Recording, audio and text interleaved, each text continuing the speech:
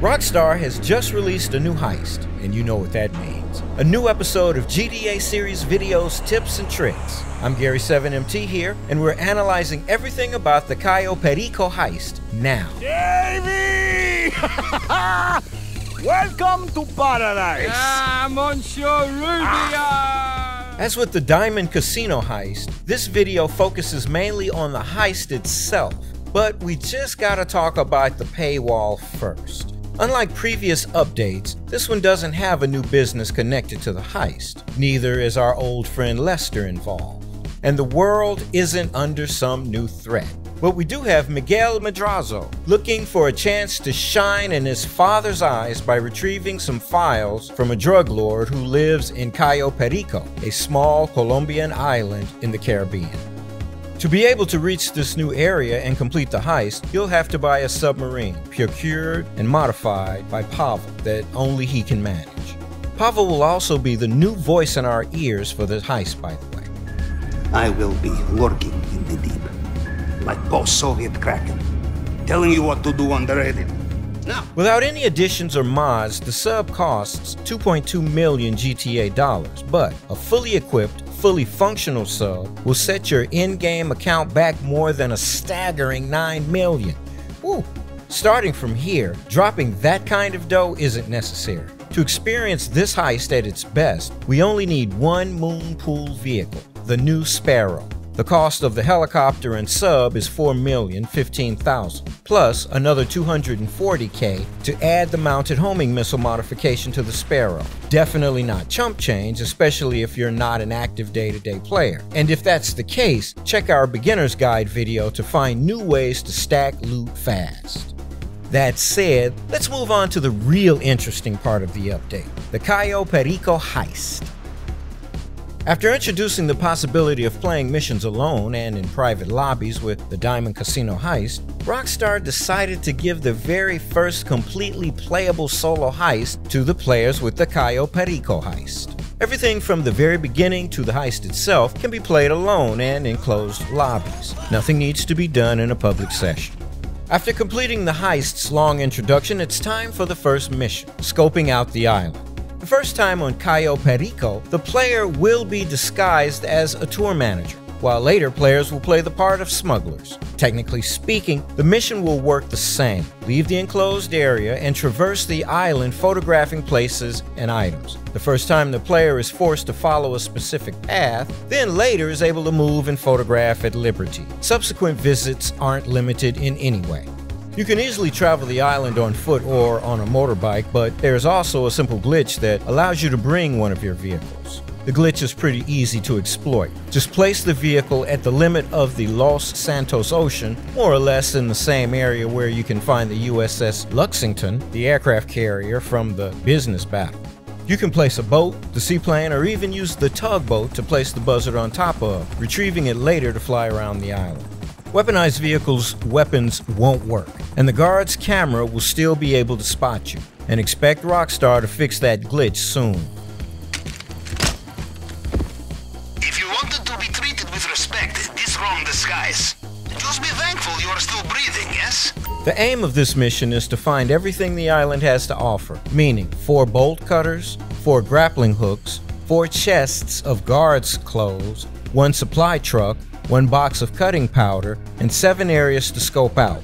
Plus, all the secondary targets available placed on tables in closed fenced areas and what the compound has to offer.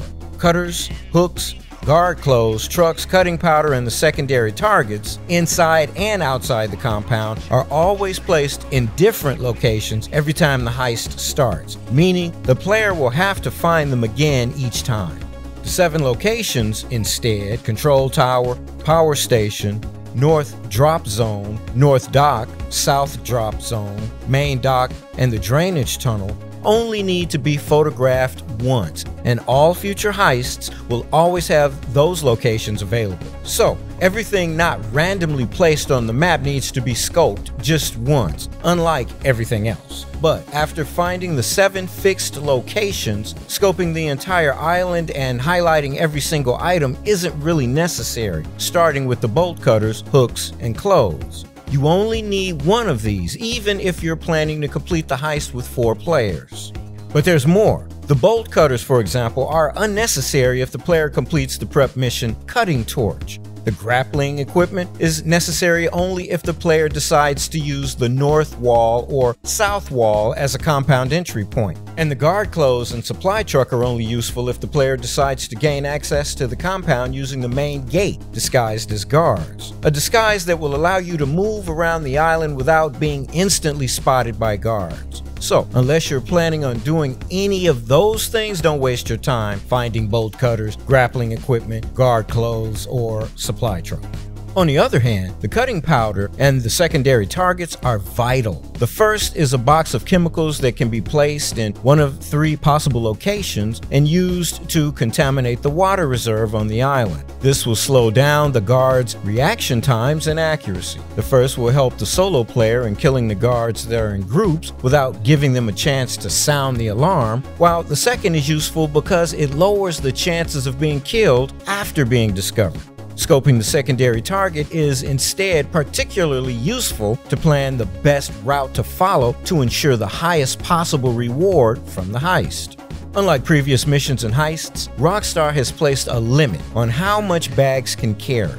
During the Diamond Casino heist, for example, a single bag could contain all the paintings in the vault, while in the Cayo Perico heist, the limit of paintings per bag is 2. An entire table of gold will fill more than half of the bag, and as opposed to the past, the actual value of an entire table of gold can't be stated because Rockstar decided to add an RNG algorithm to the value of each gold ingot, coke brick, painting, weed brick, and wad of cash.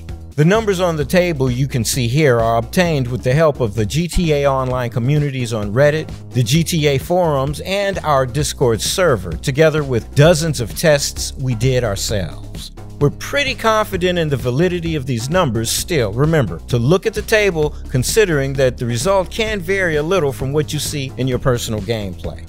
That said, obviously the most profitable and secondary target is gold, something that at the moment can be collected only inside the compound and by playing the heist with 2 players. According to the game file though, Rockstar could also place gold outside the compound at any time. It's unknown if this will ever be done, like during a Gold Rush Week event, or if it's simply a leftover in the code. The next most profitable secondary target is coke, followed by weed, art, and finally cash. All accessible to the solo player with the exception of 2 areas in the main and north dock that require the presence of a second player to open the gate of the secluded area. And for those asking how the target on the 2nd floor inside the hangar at the airstrip can be reached, parking the forklift inside is the answer. The reason scoping part of the map is wise is because you'll want to ensure the highest profit possible. Without scoping secondary targets, you'll end up searching for the best loot during the actual heist, increasing risk and wasting time. So, if you plan on using the main dock as an exit point, make sure to also scope the area around it so you know exactly where to go to get the best the area has to offer. While scoping the island is a choice to discover the main target of the heist, scoping the compound is a necessity. For the first play, the target will always be the Madrazo files, worth 1.1 million inside the safe in the basement. After that, the game will randomly select the target at the start of the heist. They include a bejeweled bottle of Sin Semito tequila, a ruby necklace, a bunch of bearer bonds, and a pink diamond. There's also an additional 6th main target, a panther statue full of jewels that, like the diamonds for the Diamond Casino heist, Rockstar can activate for specific weekly events. Look, in the display case, the statue. Is it a panther? Covered in sapphires? I do not know what it is trying to say, but it is saying it very loud. Oh wait, that's it. It's saying, please steal me. After discovering the main target, continue looking through the cameras to scope the secondary targets inside the compound entry points, and a possible location for the supply truck. If you've already scoped entry points, are going solo, and aren't interested in entering the compound disguised as a guard, after discovering the main target you can directly disconnect from the CCTV circuit. With the target located, the access points and points of interest scoped, and everything else you want to find around the island located, it's time to go back to Los Santos to complete the mandatory preparatory missions in order to pull off the heist. There are a total of 16 preparatory missions. Some are mandatory, but most are optional. We've already done a full walkthrough of the heist on the channel, so we won't waste time going through each and every one of them, just the important ones. The first mission to complete is the one allowing you to use your sub as an entry point for the heist. Don't forget to scope out the drainage tunnel during your first or second visit to Cayo Perico. Skip demolition charges unless you're aiming at going in loud and cutting through the main gate. Be sure instead to complete the mission Cutting Torch, available after scoping out the drainage tunnel on the island. The mission is extremely easy. Either go full attack, killing all enemies in the construction sites, or reach the white dot that marks a yellow hard hat. Wear it to disguise yourself and traverse the area to retrieve the item. Whatever the approach, bring the tool to the sub to complete the mission.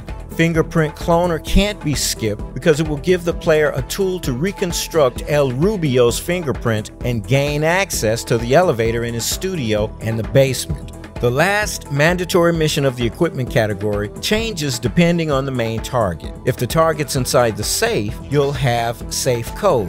If it's inside the display cabinet instead, plasma cutter. For the weapon loadout, go with the crack shot set and buy the suppressors. You'll be armed with a sniper rifle and an AP pistol, both accurate weapons with a good fire rate that will help you rapidly eliminate groups of guards without triggering the alarm. You might feel more confident with different weapons, but this is undoubtedly the best set to use here. The last 3 preps are all under the Disruptor tag. Completing weapons will change El Rubio's security weapons during the heist. Armor will strip them of the body armor, and air support will remove the helicopter support that will be called by El Rubio if you're detected. These 3 preps are all optional and, technically speaking, pretty much useless. Your objective is to complete the heist without triggering the alarm, meaning that you should always aim at the enemy's heads, rendering armor irrelevant without alerting them, so they won't use their weapons. And you should leave the island unseen, so no helicopter backup for El Rubio. With everything needed scoped, vehicles and tools retrieved, and path from infiltration point to evacuation area chosen, it's time to start the heist. But there's still some additional help you can unlock by paying a substantial fee. First of all, with the exception of the last one, for each of these services, you must first disable the island air defenses at the control tower during the heist, or you won't be able to activate the help from the interaction menu. For 12,000 bucks, you can have an airstrike handled by Charlie Reed, nothing more or less than a normal airstrike in GTA Online, supplied by the Merryweather. For 15 GTA Gs, you can call for a weapon supply drop near you containing a minigun, RPG, and explosives. For 25 grand, a friend of Pavel will silently kill the enemies you indicate with a sniper rifle. But his help is limited, meaning after a while, he vanishes.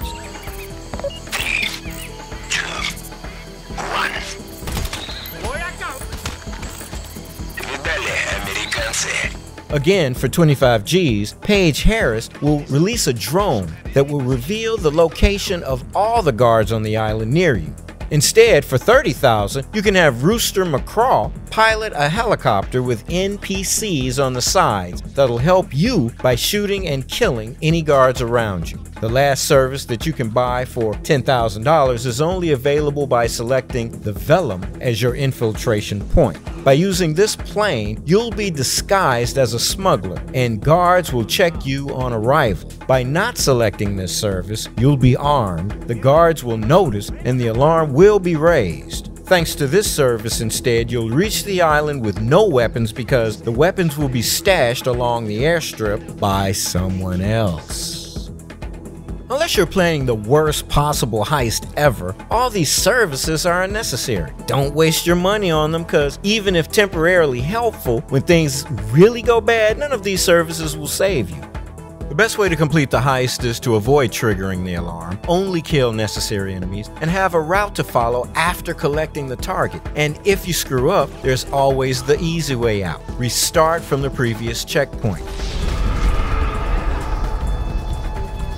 Unless you're aiming for something specific like trying every infiltration point or a full loot for player heist, always use the sub as the approach vehicle, the drainage tunnel as infiltration point, the main dock as exit point, and go for the night instead of the day in order to make the vision cones of your enemies slightly smaller. When assigning the crew's cuts, keep in mind that the host should always take a little more than the second, third, and fourth player. Go for a 60-40, 40-30-30, or 40-20-20-20 to keep things fair, unless you're planning on going back to back with someone else, with them helping you playing your heist and later you helping them complete theirs. And speaking of teammates, you should note that this heist will be cancelled only if the host leaves, and will fail only if all 4 players die. Your teammates are free to die and spectate, or just leave the heist entirely. Oddly enough, if a teammate leaves the game or gets disconnected, the heist will not fail and their secondary loots will still count towards the final reward. Their percentage cut will be given to the remaining players. This could give the opportunity to just one player to earn big money with a 4-player loot, assuming 3 players agree to help him out with the loot and then disconnect before escaping the island. It's important to note that this is probably not how things are supposed to work, so don't be surprised if Rockstar also fixes this hole. With all that said, let's get this heist started. After the introduction, move to the grate of the drainage tunnel and quickly use the cutting torch to open the path inside the compound. After confirming the path, you'll be in the compound. There are 2 ways to proceed. You can either start killing everyone in the area, looking for the one guard that will drop the key to access the basement of the compound, always a random guard, so you'll have to start wasting them, hoping one of them drops the key as soon as possible. With the key, you can move directly down the stairs of the main building and find yourself in the basement, where you have to hack one door with just 1 or 2 fingerprints before reaching the area with the target. The other option instead is to reach El Rubio's office, where you can collect up to 2 paintings with a bit of luck and from 50,000 to 100,000 GTA dollars inside the hidden safe. From the office, you can either hack the elevator with 3 or 4 fingerprints and reach the basement, or get out and use the stairs if you already collected the key. The fingerprint minigame is pretty simple this time. There's a fingerprint on the right you have to reconstruct on the left by rotating the 8 pieces until each one is in the right place. Consider that every row is identical because they all have the same 8 pieces of the fingerprint, one after the other. So, if you have problems organizing it, look for the top part of the fingerprint. Then click right once for every row after the first. Don't count the first row. For example, if you're on the 4th row, find the first piece, then click right 3 times. Having hacked your access inside the vault area, look for the safe code sent by Pavel before interacting with the safe if the target is inside, or bring out the plasma cutter for the display cabinet. The fastest way to cut through the glass is to bring the heat almost to the max, then release the trigger completely, letting the cutter cool down, and then go again, raising the heat almost to the max. This way you'll get through the glass in 10 to 15 seconds, while a lot more time is needed if you keep the heat constantly in the red. And with the target stolen, it's time to leave the compound, and the only way out is the main gate. Use the elevator or the basement door and quickly move towards the marker on the map. According to the path chosen, you might have to kill a couple guards before triggering the cutscene. Once outside, move forward, kill the enemy near the bike, get on and move north, following the red brick road. Before the entrance, you'll have 1 enemy on the left, a couple enemies soon after, also on the left, and the camera. Kill all the enemies with headshots. You'll have a brief moment to kill a couple before one of them triggers the alarm. More if you've used the cutting powder on the water reserve. Destroy the camera, then you're out. If you're not aiming for the elite or highest profit possible, go directly to the main dock following the road, keep straight at the hairpin going down the hill, and you'll find yourself at the main dock in a few seconds. Keep right. Kill the enemies on the right, moving in front of the secondary target location. Open your way through the gate and collect the stuff inside, or reach the dinghy on the left. From here, kill the 2 enemies on the pier to the right and the one on the left. With that done, move the dinghy forward near the containment wall on the right. Kill the last enemy on the left, wait for the patrol boat to move away, then push on the accelerator and go straight until the scene goes black. And that's all. No fuss, no muss, no coconuts. The heist is done, and with no big obstacles to resolve. Once reaching Los Santos, you'll lose 10%, a fencing fee, in other words, the percentage Miguel takes to turn the stuff you stole into cash. Since Miguel himself is the buyer, this fee won't be charged the first time you complete the heist. Pavel's fee instead is merely 2% of the total. None of these fees can be removed or skipped, but at the end of the day, investing 250 GTA grand to pocket almost 1.8 million ain't bad. As always, there are a bunch of bonuses that can be interesting to look at, starting with the possibility of starting the heist in hard mode. To do so, you have to first complete the heist, then wait in free roam until Pavel sends a message saying that the heist can be done again. From this exact moment, you have 24 in-game hours, 48 real-world minutes, to reach the sub and pay the $25,000 setup cost. Once done, the heist can be played in hard difficulty. Nothing changes for the prep missions, but on the island, you'll end up with more guards and cameras patrolling the streets of Cayo Perico. The enemies will have a slightly faster reaction time to what is happening around them and a higher health bar. The first can be easily turned down by contaminating the water towers, and the second is not a problem as long as you blow their heads off. But if this is the con, the pro of the hard mode is a 10% additional bonus on the value of the main target. Secondary targets are not affected. Still, this means you can leave the island with 90 to almost 200,000 GTA dollars more in your pocket. And then we have, as always, the Elite Challenge that grants 50,000 more if completed playing in normal and 100,000 more if played on hard. To achieve this challenge, you'll have to complete the heist in under 15 minutes, complete all hacks without failing once, do not get detected in the compound, fill each player bag of loot, doesn't matter with what as long as it's full, and do not quick restart, aka do not fail or die. By following this guide, achieving the Elite Challenge is going to be a piece of cake. All you have to do is fill your bag with the secondary targets at the main dock. Obviously, playing with more people means more secondary loot to steal, but with a second player, you'll have access to all the loot inside the compound, including the gold that will easily fill your bags. So, to wrap it up, as stated at the beginning of this video, while the submarine requires a huge investment, the content it unlocks is too good to pass on. The casino heist has been, for the past year, the fastest and most secure way to score big wads of cash in a short time.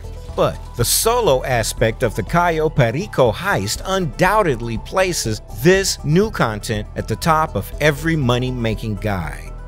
Completing the minimum preps necessary and the heist itself shouldn't take more than an hour. The missions aren't too hard and the heist finale is doable in less than 10 minutes. Thanks to various combinations of approaches, entrances, and exits though, the heist can be experienced multiple times, still offering new things to discover, one play after another. If you're aiming for the maximum reward possible playing solo, the heist can start to get old fast, so try changing approaches once in a while.